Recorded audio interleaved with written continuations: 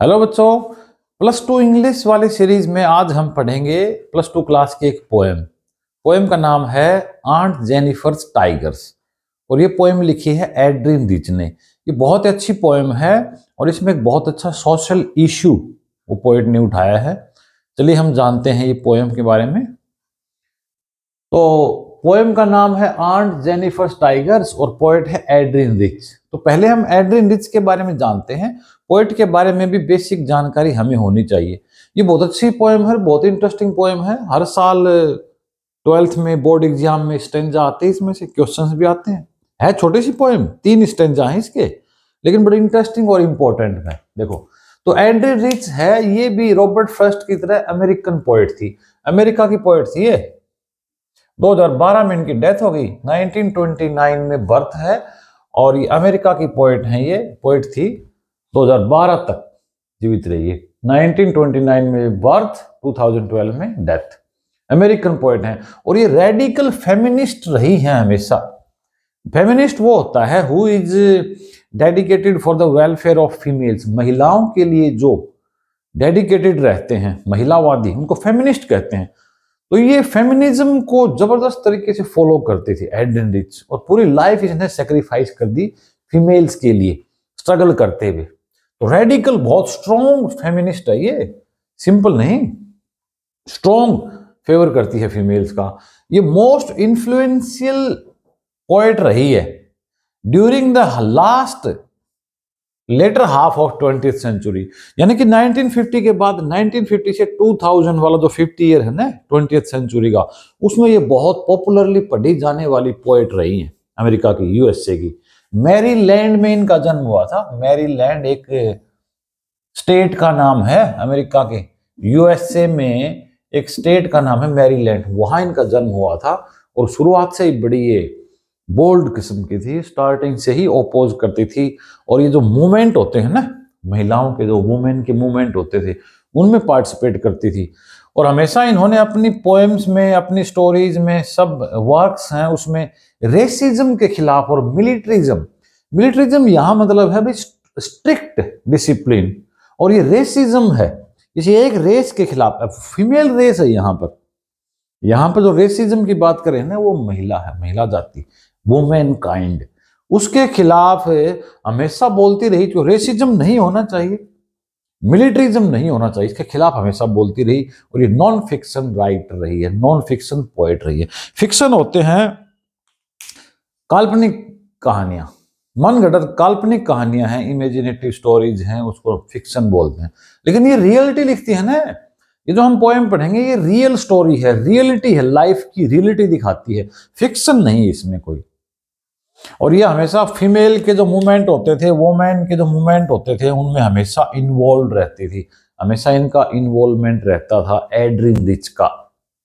और इसने हमेशा ही वुमेन के ऑपरेशन, शोषण, ऑपरेशन होता है शोषण, वुमेन के ऑपरेशन का इशू हमेशा ही रेज किया है। तो ये बहुत ही अच्छी फेमिनिस्ट पोएट थी। और इसकी पोएम है 10th क्लास में भी है एक, ट्री नाम से वो पोएम है इनकी एड्रिन रिच की। वहां भी वो फीमेल इश्यू को ही उठाती है, वो कि कैसे पेड़ है वो बाहर आ रहे हैं, यानी फीमेल्स को फ्रीडम मिल रही है, वो शो करती है। अब हम जानते हैं पोएम के बारे में। ये जो पोएम है आंट जेनिफर टाइगर, ये एड्रिन रिच ने 1951 में लिखी थी, 1951 में पब्लिश हुई थी। स्टार्टिंग की पोएम्स हैं इसकी, 20-22 साल की थी। तो ये स्टार्टिंग की पोएम है 1951। इनका एक कलेक्शन था, पूरा पोएट्री का कलेक्शन था, उसका नाम था अ चेंज ऑफ वर्ल्ड। ये चेंज ऑफ वर्ल्ड था ना, ये 1950 में पब्लिश हुआ था। तो इसी के कलेक्शन में थी आंट जेनिफर टाइगर। इसके साथ और भी 8-10 पोएम और थी इस कलेक्शन में। अ चेंज ऑफ वर्ल्ड नाम से ये पोएम सारी पब्लिश की थी, इस कलेक्शन में थी ये पोएम 1951 में। ठीक है, तो इस पोएम में एक प्रोटागोनिस्ट है, एक सेंट्रल कैरेक्टर है, जो मेन जो कैरेक्टर होता है उसको प्रोटागोनिस्ट बोलते हैं। तो आंट जेनिफर के ऊपर ये पूरी पोएम है। आंट जेनिफर वैसे कोई रियल कैरेक्टर नहीं है। Aunt Jennifer is every married woman in the world. दुनिया में जो भी मैरिड वुमन है वो समझ लो aunt Jennifer. Aunt Jennifer is the symbol of every married woman. हर विवाहित महिला के लिए आंट जेनिफर है। सिंबॉलिक है ये। और इस पोएम का थीम है वो constants of married life a woman faces. विवाहित जीवन में महिलाएं जो प्रतिबंध, कॉन्स्टेंट्स हैं, जो बाउंडेशन है, रेस्ट्रिक्शंस हैं जो फील करती हैं, फेस करती हैं लाइफ में, वो इस पोएम का थीम है। Restrictions during the married life, जो प्रतिबंध लग जाते हैं विवाहित जीवन के बाद, उनके बारे में बात करती है। फिर है patriarchal society and struggle of women, महिलाओं का स्ट्रगल। और जो ये पैट्रियार्किकल सोसाइटी है पुरुष प्रधान समाज, मेल डोमिनेटिंग सोसाइटी, पितृ प्रधान। एक तो मैट्रियार्किकल होता है, एक पैट्रियार्किकल। फादर, रूल बाय फादर, इसका मतलब है रूल बाय फादर। पुरुष प्रधान यानी पितृ प्रधान समाज और महिलाओं का स्ट्रगल, उसके बारे में एक पोएम है। तो ये तो था इंट्रोडक्शन पोएम का, पोएट का। आइए अब हम पोएम पढ़ते हैं। 3 स्टैंजा हैं इसके, तीनों हम बारी बारी से पढ़ेंगे। पहले हम पढ़ते हैं पहला स्टैंजा। तो ये है हमारा पहला स्टैंजा। तो फर्स्ट स्टैंजा में जो पोएट है वो आंट जेनिफर के बारे में बता रही है, और आंट जेनिफर के जो टाइगर्स हैं उनके बारे में बता रही है। तो पहले हम जान लेते हैं कि आंट जेनिफर कौन है। आंट जेनिफर एक वेरी ओल्ड लेडी है, बहुत बूढ़ी महिला है, जिसने अपनी पूरी लाइफ टॉर्चर में, एक्सप्लॉयटेशन में और ऑपरेशन में बिता दी, रेस्ट्रिक्शंस में बिता दी, बाउंडेशन में अपनी पूरी लाइफ बिता दी इसने। अब ये अपने घर में क्या है, बुढ़ापे में, ओल्ड एज में आंट जेनिफर टाइगर बना रही है, पैनल के ऊपर बुनाई कर रही है नीडल से। She is creating tigers on the panel, panel पे टाइगर्स बना रही है। तो फर्स्ट स्टैंजा में तो पोएट जो है एड्रिन रिच वो टाइगर्स के बारे में बता रही है कि टाइगर कैसे हैं। सेकंड स्टैंजा में बताएगी कि एड्रिन रिच की लाइफ कैसी है। ठीक है, तो एड्रिन रिच जो है वो आंट जेनिफर को एक सिंबल के रूप में लेती है। आंट जेनिफर कोई नहीं है, आंट जेनिफर एक रियल कैरेक्टर नहीं है। Aunt Jennifer is every married woman, हर विवाहित महिला है, उसके लिए आंट जेनिफर एक सिंबल है। ठीक है, तो महिलाओं के विवाहित जीवन के दौरान जो उनको टॉर्चर फेस करना पड़ता है, फिजिकल, मेंटल, इमोशनल, उसके बारे में पोएम है। तो पढ़ते हैं, शुरू करते हैं। पोएट कहती है कि aunt Jennifer's tigers, aunt Jennifer के जो टाइगर्स हैं वो प्रेंस कर रहे हैं, उछल रहे हैं। प्रेंस का मतलब होता है जंप करना, प्रेंस है उसका मतलब है जंप, उछलना। Moving freely across the screen, screen के ऊपर आंट जेनिफर के टाइगर्स हैं, वो उछल रहे हैं। Aunt Jennifer's tigers are jumping, are making movement freely. Prance का मतलब उछलना, अक्रॉस द स्क्रीन, स्क्रीन यहाँ पैनल के लिए है, जिस पर्दे पर, जिस स्क्रीन पे आंट जेनिफर टाइगर्स एम्ब्रॉयडरी कर रही है। सी इज एम्ब्रॉयडरिंग द टाइगर्स, वो दिन में है अपने घर पे वो टाइगर बना रही है और उस टाइगर की बात कर रही है। अब यहाँ टाइगर जो है ना वो मेल का सिंबल है। ये टाइगर जो है ना जो मेल होते हैं उनका सिंबल है, हस्बैंड का सिंबल है ये। उनको फ्रीडम है, हस्बैंड्स को, मेल्स को फ्रीडम है, और फीमेल्स है वो रेस्ट्रिक्टेड हैं घर में, उनके ऊपर टॉर्चर है, ऑपरेशन है, रेस्ट्रिक्शन है, बाउंडेशन है। तो पोएट कहती है आंट जेनिफर जो टाइगर क्रिएट कर रही है, the tigers which Aunt Jennifer is creating embroidering on the panel, they are jumping. तो यहां पहली लाइन क्या करती है, क्या कहती है, फ्रीडम। ये पहली लाइन फ्रीडम शो करती है, आजादी टाइगर्स की, यानी मेल्स की आजादी, पुरुषों की आजादी। दूसरी लाइन में कहती है bright, these tigers are bright topaz, bright topaz, topaz जैसे पीले रंग के हैं। अब ये टोपाज क्या होता है, टोपाज एक स्टोन होता है, टोपाज एक स्टोन का नाम है, प्रीशियस स्टोन, बहुत महंगा प्रीशियस जो स्टोन होता है, पत्थर होता है, अंगूठी वगैरह में पहनते हैं, टोपाज स्टोन आते हैं काफी महंगे, और ये येलो कलर का होता है। तो येलो कलर का जो टोपाज होता है उस जैसे ब्राइट हैं। इसकी किसकी डिस्क्रिप्शन हो रही है, टाइगर की। Poet Adrienne Rich is saying that Aunt Jennifer is creating tigers and these tigers are jumping, they are free, they are enjoying their freedom, आजादी को एंजॉय कर रहे हैं वो, और they are bright, yellow colour के bright हैं वो। अब यहां टोपाज बोल दिया ना डायरेक्ट, इसलिए यहां क्या हो गया, यहां ये मेटाफर होगा डायरेक्ट, भाई यहां ये कहता ना, they are like topaz, they are like topaz. As और लाइक यूज कर लेते हैं तो हम सिमिली बोलते हैं, सिमिली उपमा अलंकार। यहां ये रूपक है, टोपाज बोल दिया, they are like, they are bright topaz, चमकीले टोपाज जैसे चमकीले हो, ब्राइट हैं। कौन? डेनिजन्स हैं ये। डेनिजन वर्ड है, इसका एक क्वेश्चन भी आता है, डेनिजन्स। इन डेनिजन्स का मतलब होता है इनहैबिटेंट्स, रहने वाले, इनहैबिटेंट्स। ये जो लॉयंस हैं ये इनहैबिटेंट्स है कहां के? ग्रीन वर्ल्ड के, वर्ल्ड ऑफ ग्रीन यानी फॉरेस्ट के, फॉरेस्ट में रहने वाले, ब्राइट येलो कलर के चमकने वाले ये निवासी हैं। डेनिजन एक स्पेशल वर्ड होता है। डेनिजन उस एनिमल के लिए यूज करते हैं, डेनिजन जो जिसके पास ऑथोरिटी है, जिसके पास पूरा कंट्रोल है अपने एरिया का। जैसे लॉयन है, टाइगर है, वो अपने एरिया में रहते हैं तो पूरी ऑथोरिटी के साथ रहते हैं। ऐसे किसी यहां पर छुप के, भाग के, डर के नहीं रहते वो। इसलिए डेनिजन वर्ड है who have complete authority, complete authority है जिनके पास है और पूरा कॉन्फिडेंस है उस एरिया में रहने का, वो होते हैं, पूरा अधिकार है। इसलिए डेनिजन स्पेशल वर्ड है। ये क्वेश्चन आता है पेपर में कि डेनिजन वर्ड हमें क्या बताता है टाइगर्स के बारे में। डेनिजन का मतलब होता है living with authority, inhabitants living with authority. और ये वर्ड हमें बताता है कि these tigers are brave, they are fearless, they have great control over their area. Fearless हैं वो। तो they are bright like topaz, topaz जैसे चमकीले हैं वो। और वो कहां रहते हैं? ग्रीन वर्ल्ड में वो डेनिजन करते हैं, रहते हैं। ठीक है, तीसरी लाइन में आ जाओ। They don't fear the man beneath the tree. ये तो सिंपल लाइन है, they don't fear, they are not afraid of the people who are standing under the tree. पेड़ के नीचे, बीनीथ का मतलब नीचे, अंडर, पेड़ के नीचे जो लोग खड़े हैं, मैन खड़े हैं, वो उनसे डरते नहीं है। यहां क्या है?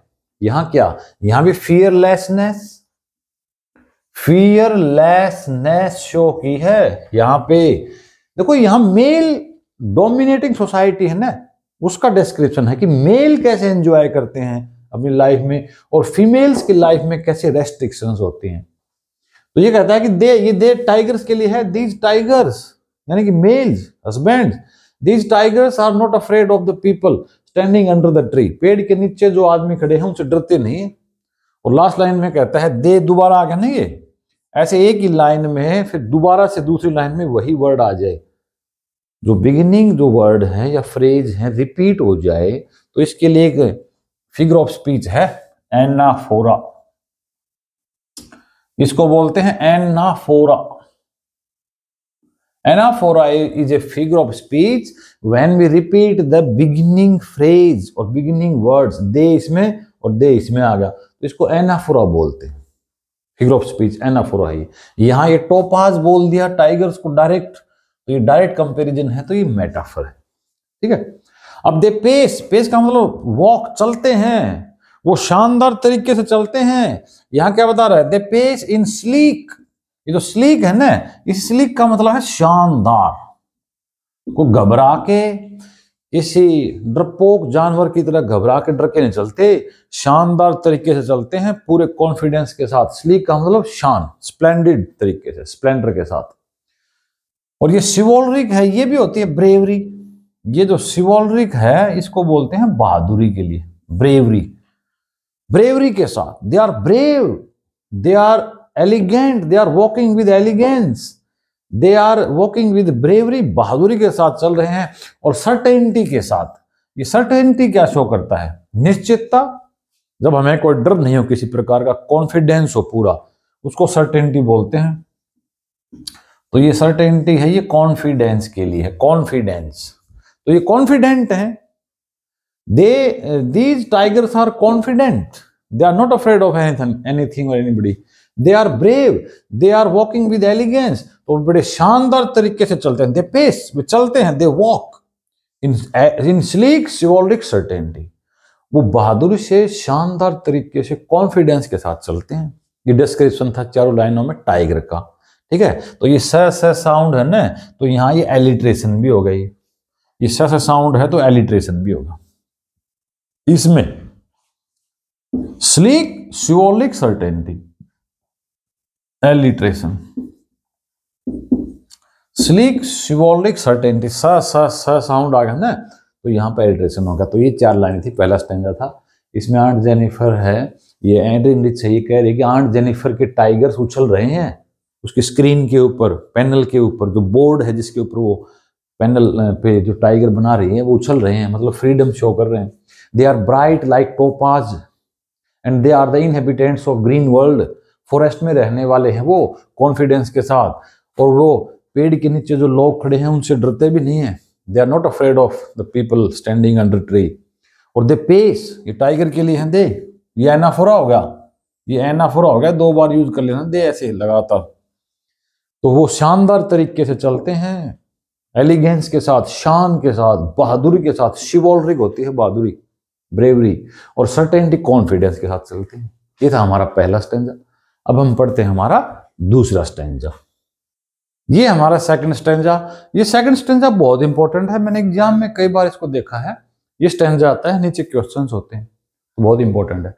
पहले तो आप एक बात ये जान लो कि इस पूरी पोएम में जो 3 स्टैंजा हैं उन तीनों की राइमिंग स्कीम है। एक राइमिंग स्कीम होती है पोएम्स में, लास्ट वर्ड जो राइमिंग करते हैं ना, वो क्या राइमिंग है वो जानना जरूरी। देखो ये फर्स्ट वर्ड वूल है, इसको ए साउंड बोलेंगे तो पूल है तो भी ये ए साउंड है, तो बैंड है ये बी साउंड हो गया, और हैंड है तो ये बी साउंड। इसलिए राइमिंग स्कीम हम बोलेंगे ए बी बी। जो पहला स्टैंजा अब भी हमने पढ़ा था ना, उसमें भी राइमिंग स्कीम यही है। पहली लाइन के लास्ट में है स्क्रीन, फिर दूसरी लाइन में है ग्रीन, और दे don't fear the man under the tree, ठीक है, और सर्टेनिटी ऐसे ए बी बी है, और ये भी इसमें ऐसे ही राइमिंग स्कीम याद करना। चलिए पढ़ते हैं सेकंड स्टैंजा। सेकंड स्टैंजा है, उसमें एड्रिन रिच से आंट जेनिफर की लाइफ डिस्क्राइब कर रही है। पहले की जो 4 लाइन थी, फर्स्ट स्टैंजा था, उसमें टाइगर्स की लाइफ है, यानी जो मेल्स हैं उनकी लाइफ है, हस्बैंड की लाइफ है, हस्बैंड का सिंबल है टाइगर, मेल जो है सोसाइटी में उनका सिंबल है। तो यहां आंट जेनिफर की लाइफ है, देखो कैसी है। पोएट कहते हैं कि aunt Jennifer fingers fluttering, aunt Jennifer की फिंगर्स है वो फ्लटरिंग कर रही हैं। फ्लटरिंग का मतलब होता है ट्रेम्बलिंग, फ्लटरिंग का मतलब है ट्रेम्बलिंग, कांपना, शिवरिंग, कांपना, हाथ कांप रहे हैं। वो सिलाई चला तो रही है, वो जो नीडल है उससे वो कढ़ाई वगैरह एम्ब्रॉयडरी कर तो रही है टाइगर की, घर में जैसे लेडीज करती हैं बूढ़ी, तो उसकी टाइगर की एम्ब्रॉयडरी कर तो रही है, लेकिन उसके हाथ कांप रहे हैं। हाथ क्यों कांप रहे हैं? Because of the fear, because of the torture she has faced during her entire life, because of the constants of married life. विवाहित जीवन के जो बंधन हैं, कॉन्स्टेंट्स हैं, उसके कारण इसके हाथ कांप रहे हैं। और जो मेल है वो एंजॉय करते हैं, फीमेल है वो टॉर्चर्ड है। तो फिंगर्स फ्लटरिंग है ना, यहां पर देखो ये एलिट्रेशन भी हो गया, ये एफ एफ साउंड रिपीट होगा ना, ये एफ एफ है तो इसलिए एलिट्रेशन होगा। फर्स्ट लेटर यदि रिपीट होता है तो उसको एलिट्रेशन बोलते हैं, अनुप्रास। फिंगर्स फ्लटरिंग थ्रू हर वूल, जो वूल ले वे है, उसके हाथ में जो ऊन है, वूल है, तो उस ऊन में उसके जो फिंगर्स हैं वो कांप रहे हैं डर के मारे बेचारी। Because of the torture she has faced, because of the operation, दमन, जो शोषण है, एक्सप्लॉयटेशन है, फिजिकल, मेंटल, इमोशनल, वो जो टॉर्चर फेस किया है उसके कारण she is trembling, her fingers are trembling, खुद ही कांप रही बेचारी वो। तो आंट जेनिफर की उंगलियां कांप रही हैं। Find even the ivory needle hard to pull, उसको वो आइवरी नीडल भी हार्ड लग रही है चलाने में, वो कोई भारी थोड़ी है। वो जो नीडल है जिससे वो एम्ब्रॉयडरी कर रही है इतनी हैवी थोड़ी है कोई, लेकिन उसको भारी लग रही है। Find, she finds, aunt Jennifer जो है उसको क्या लगता है, she finds even the ivory. Ivory क्या होती है? आइवरी हाथी के दांत होते हैं, टस्क, हाथी के दांत होते हैं, वो वेरी लाइट होते हैं, बहुत हल्के होते हैं। हाथी के दांतों से बनी हुई नीडल है Ivory needle made of tusk. Tusk जो होते हैं ना उसके लिए यूज करते हैं, हाथी दांत से बने हुए।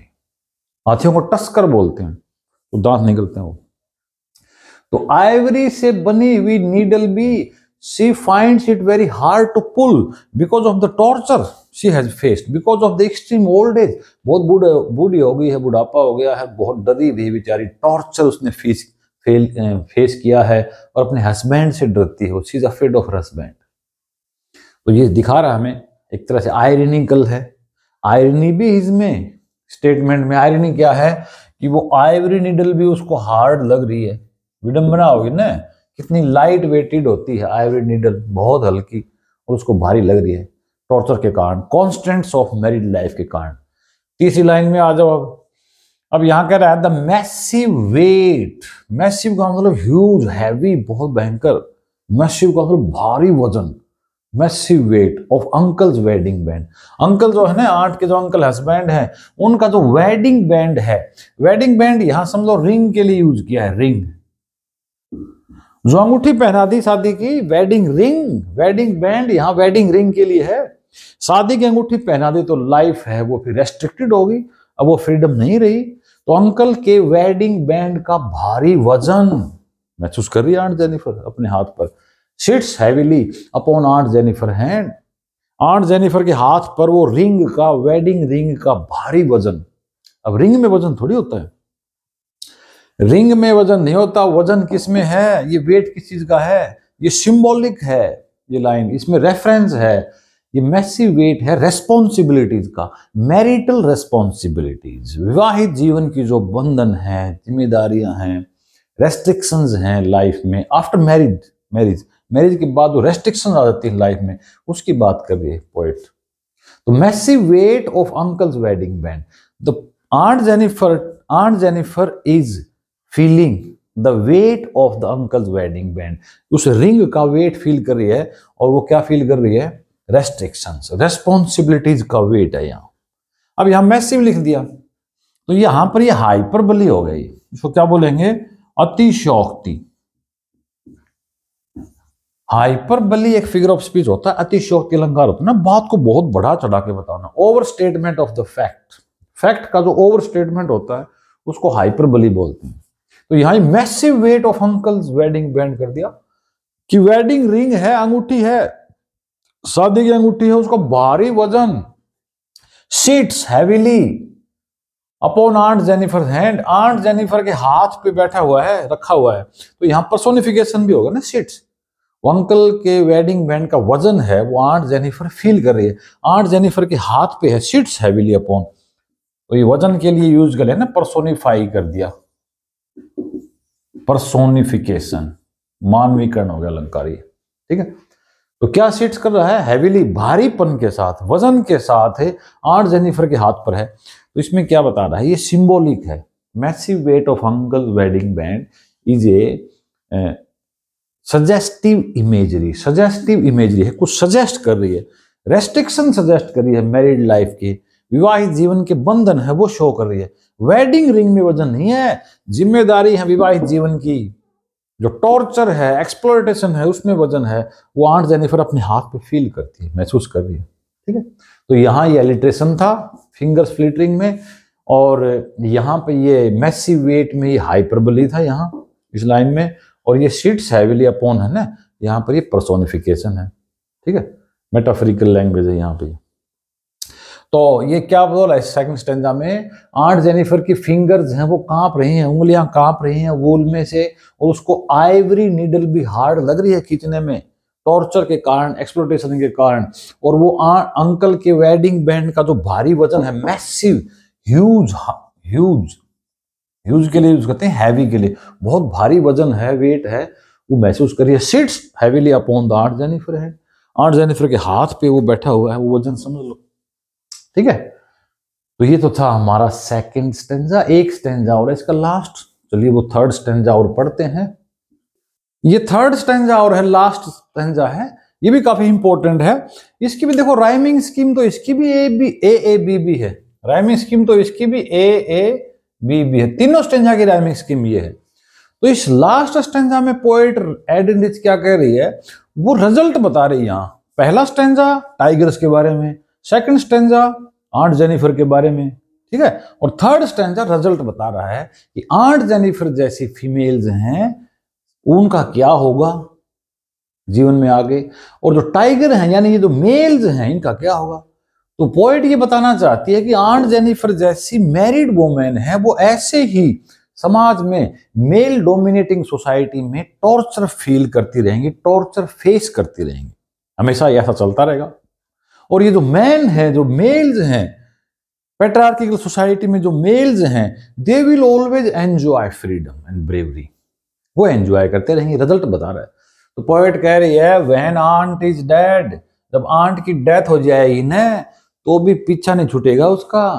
आंट जेनिफर ने पूरी लाइफ बिता दी इस टॉर्चर में, मैरिड लाइफ के कॉन्स्टेंट्स में। कॉन्स्टेंट्स होते हैं रेस्ट्रिक्शंस, बाउंडेशंस, लिमिटेशंस, उसको बोलते हैं। तो when aunt Jennifer will die, जब आंट जेनिफर की डेथ हो जाएगी तो her terrified hands will lie, उसके भयभीत हाथ ऐसे ही रहेंगे। तो हैंड्स यूज कर दिया ना, देखो ये हैंड्स यूज कर दिया यहां, तो इसके लिए एक फिगर ऑफ स्पीच आप याद रखना, वो होती है सिनक डकी। सिनक डकी एक फिगर ऑफ स्पीच होता है जब हम कोई किसी पार्ट को होल के लिए यूज कर लें और होल को पार्ट के लिए यूज कर लें। जैसे मैं ये कहूं there are many ears in the next room, अरे अगले कमरे में कई कान हैं, तो इस कान का मतलब क्या है? इंसान है ना, कान यूज कर लिया खाली, तो केवल हैंड यूज कर लिया ना। यहाँ भयभीत वो हैंड थोड़ी है, पूरी आंट जेनिफर पूरी तो भयभीत है। जो टेरिफाइड है, अफ्रेड है, भयभीत है, हॉरिफाइड है, वो हैंड्स नहीं है। हैंड का मतलब यहाँ सिंबॉलिक है, हैंड यूज कर लिया खाली, ऐसे हम यूज करते हैं। जैसे टू आईज वर वॉचिंग मी, दो आंखें मुझे देख रही थी, तो इसका मतलब दो आंखें कौन है, किसके लिए यूज किया है? सिनक डकी है ये। अ पर्सन वॉज वॉचिंग मी। तो आंट जेनिफर की जब डेथ हो जाएगी तो उसके टेरिफाइड हैंड्स ऐसे ही पड़े रहेंगे। She will die with the torture and oppression, इसी शोषण के साथ, इसी टॉर्चर के साथ वो खत्म हो जाएगी बेचारी। यानी लेडीज जो हैं, फीमेल जो हैं, मैरिड वुमेन वाली, ये ऐसे ही फेस करती रहेंगी टॉर्चर को। स्टिल रिंग्ड, अभी भी घिरी हुई। ये जो रिंग्ड वर्ड है ना, एग्जाम में कई बार आता है रिंग्ड, पिछले साल आया भी था ये रिंग्ड है। इसमें कौन सा फिगर ऑफ स्पीच है? देखो ये पन यूज कर रखा है यहाँ, पन एक फिगर ऑफ स्पीच होता है जिसमें एक वर्ड है उसके दो अलग अलग मीनिंग निकलते हैं और दोनों ही रेफर्ड होते हैं, दोनों ही सही होते हैं। यहां रिंग्ड दो अलग अलग मीनिंग लिए हुए हैं। एक रिंग्ड का जो मतलब है ना वो तो है कि भाई घिरी हुई, रिंग्ड है वो घिरी हुई, ठीक है। और दूसरा जो रिंग्ड है उसका मतलब है, और ये दूसरा जो मीनिंग है वो है रिंग पहने हुए। तो दो मीनिंग इसको, एक तो रिंग्ड है, ये तो हो गया भाई with having the wedding ring, wedding ring पहने हुए, यानी bond of marriage, bond of marriage, marriage का तो बॉन्ड है, वेडिंग रिंग पहने हुए है। रिंग पहने पहने मर जाएगी, मैरिड लाइफ में मर जाएगी वो। और दूसरी रिंग्ड घिरी हुई, एक तो भाई एकदम मैरिड लाइफ की जो बॉन्ड है वो, और दूसरा एनसर्कल्ड, एनसर्कल मतलब घिरी हुई, सराउंडेड बाय, और एक हैविंग वेडिंग रिंग। दो मीनिंग होगी, इसलिए पन है यहाँ, ये पन हैविंग टू डिफरेंट मीनिंग। तो स्टिल रिंग्ड विद ऑर्डियल्स, जो ऑर्डियल होता है ना ये होता है डिफिकल्ट टेस्ट, सीवियर एक्सपीरियंस। जो सीवियर एक्सपीरियंस होते हैं ना, कठिन परीक्षाएं, सीवियर एक्सपीरियंसेस ऑफ लाइफ, कठिन परीक्षाओं से, इस कठिन काम से। तो ऑर्डियल कौन है? Torture of the life of aunt Jennifer. Aunt Jennifer के जो टॉर्चर है लाइफ में, एक्सप्लॉयटेशन है, रेस्ट्रिक्शन है, उसको ऑर्डियल कहा है। ये कठिन परीक्षा झेली है पूरी जिंदगी भर आंट जेनिफर ने। तो she will live with this ordeals, ordeal के साथ ही दुनिया से चली जाएगी। कोई सॉल्यूशन नहीं है इन फीमेल्स का, पोएट ये कह रही है। They will always face this torture and exploitation. She was mastered by, जिस ऑर्डियल ने उस पर कंट्रोल कर रखा था, she was controlled by the house hold course, जो मैरिटल रेस्पॉन्सिबिलिटीज हैं, वो है ये कठिन परीक्षा। तो उस मैरिटल रेस्पॉन्सिबिलिटीज से घिरी हुई ही चली जाएगी बेचारी दुनिया से। जब आंट जेनिफर की डेथ होगी तो उसके भयभीत हाथ ऐसे पड़े रहेंगे, terrified hands will lie and still ringed, अभी भी घिरी हुई, surrounded by the marital responsibilities ने उसको कंट्रोल करा। She was controlled by, she was mastered by this ordeal.